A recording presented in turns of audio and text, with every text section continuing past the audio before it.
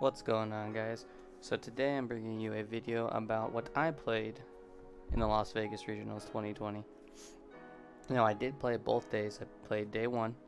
I didn't go to the day-long Mac Tournament of Power. I played day 2 Regionals, and I played the same deck just because it's all I had on me. Friends were borrowing cards, you know the deal. So, starting off this deck, I played Janemba, and I did Invoker build Janemba. And my deal with the deck was, well, this stalls out the deck a lot. The main card in the deck, Emperor Death Beam, it deals with like everything. Anything that comes out, it basically can deal with, as long as I have my Invoker up. It costs 1. So going over the cards, we got 2 combination attacks. Combination attack, obviously, to pop back a 5k. If I have Invoker, my Invoker Vegeta is on the field, then the combination attack becomes a I tap 1, and then I also untap it at the end of the turn, so it becomes a free during the combo, bounce a 5k back. It did come in useful in a good portion of my games. The expensive card, the new promo, Instinctive Reprisal. It's very good. It negates the attack. Again, Invoker out. Even for 2, this is still super good. Negate the attack, neg 2 things by 10k. They have multiple swingers. Janemba always loses to hard aggro. This gets negs them so that they don't want to swing anymore. Amazing card. Definitely good at a 3-up, maybe a 4. Definitely think combination attack would stay at a 2. This is good at a 3. We have our check lands. Of course, at a 4 of, need that energy. I always saw this card. Usually had in 2 to 4 in my energy every single game easily. So this card is good. Its first effect is draw 2. So for 1 energy, I get a draw 2. Janemba loses to hand control pretty bad, so this was a way for me to build my hand and keep my hand going. So for 1 energy, again with my Invoker, sometimes I did cast this for 2 because it's just a tap 2, draw 2. Sometimes I needed it. The secondary effect is my opponent has 11 cards in hand, drop them down to 10. That actually happened multiple times during the event, about 3 times during both days. That the secondary effect actually got to go off. Bread and butter, heart and soul of this deck, best card in here, Emperor's Death Beam. Even casting it for 3, which I did often, you basically just blow up their big boy. This is a very blow up a big boy dependent deck. If you swarm me with little things, then this deck loses pretty hard. We had an alternative route for my Invoker. This was the more dangerous route because it doesn't have barrier, it does not have deflect, but in a pinch I can hard cast it for 3.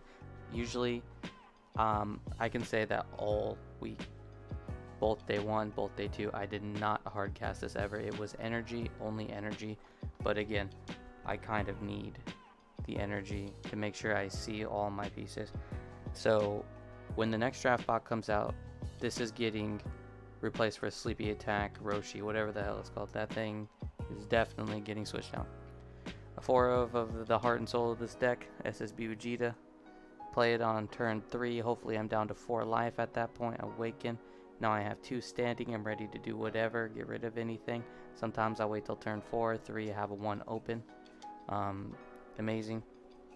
Of course, we got, Janemba can't run anything else but Dimension Magics. We have 4 Dimension Magics. I think that's kind of self-explanatory. Same with Beans.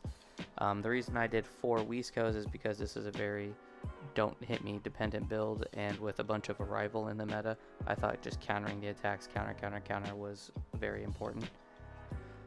We have this super combo. I know I could have ran Zamasu, the Beerus, anything, but no, we ran this. Reason being, I get down to 4, I get to use it and draw a card. Janemba loses to hand control. It's always lost to hand control.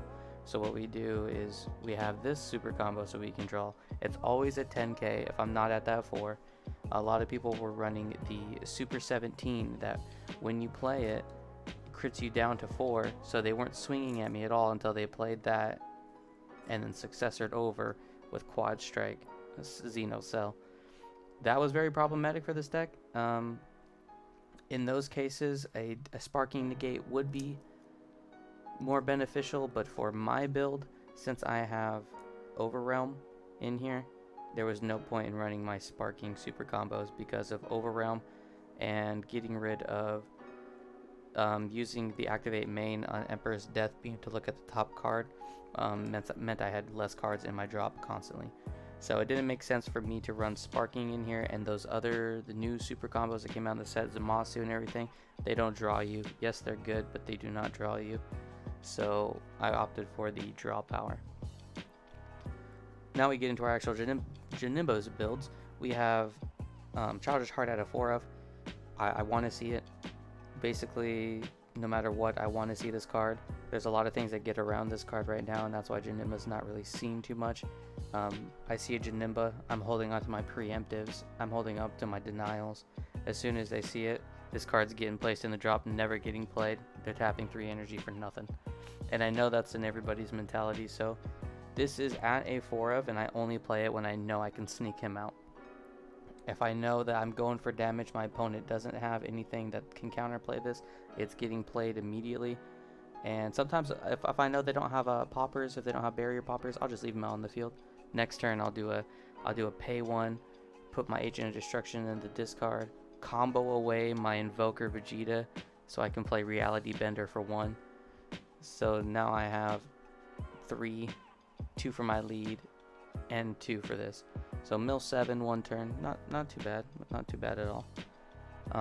Again, 2 of Reality Bender. This was a perfect ratio.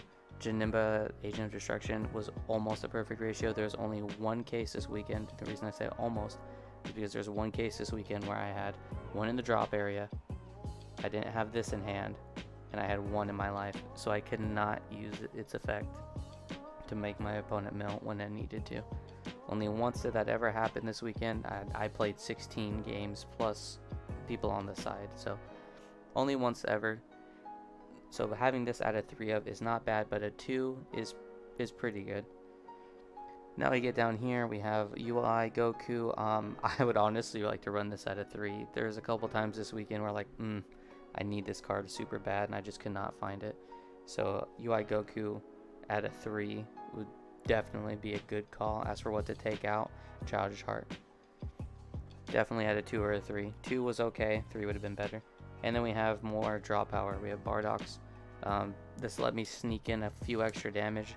There was only one game that, I think 2 or 3 games actually, that I won because I got them down to 0 life instead of going for my win, or my mill win.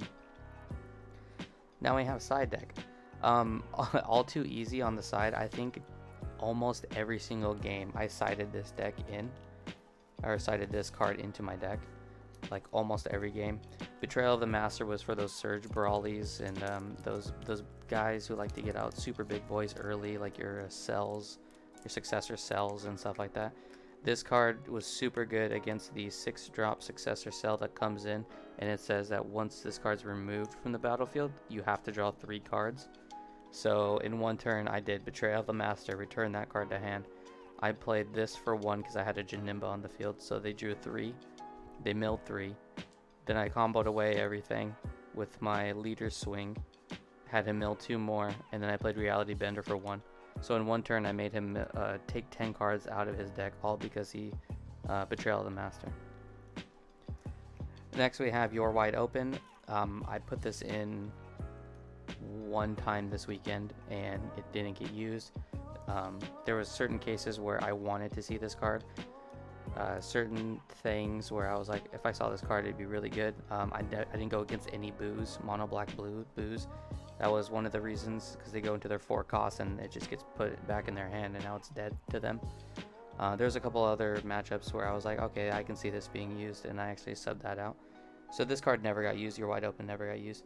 I got this for the mirror / invoker builds. I thought more people would have thought of a deck build like this, and I saw like no Janembas. There was 12 Janembas all weekend, and I didn't see any running this.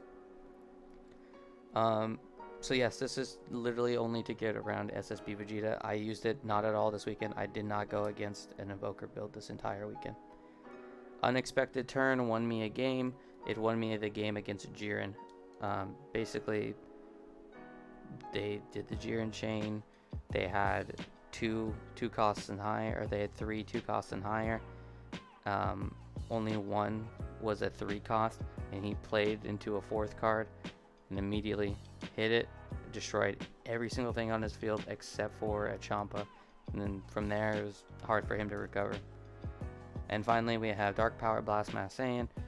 It's a super good meta call right now. It's just, it hits a lot of the more seen decks at the moment. Only problem, it doesn't have barrier. It sits there, it's going to get popped or nagged. It's pretty easy to play around. I did side it in, but not as much as I thought I was going to be siding it in. Overall, day 1, I went 4-4. Day 2, I went 4-4 as well. I placed 153 out of 420-ish people that were there the first day. Day 2, I placed 68 out of about 200 people that were there. Yeah, I had a fun build. If you guys have anything that you would like to suggest to add to this build, something you would change around, maybe something you're confused why I did, go ahead and leave it in the comments below. Otherwise, thank you guys for watching, and I'll see you guys next time.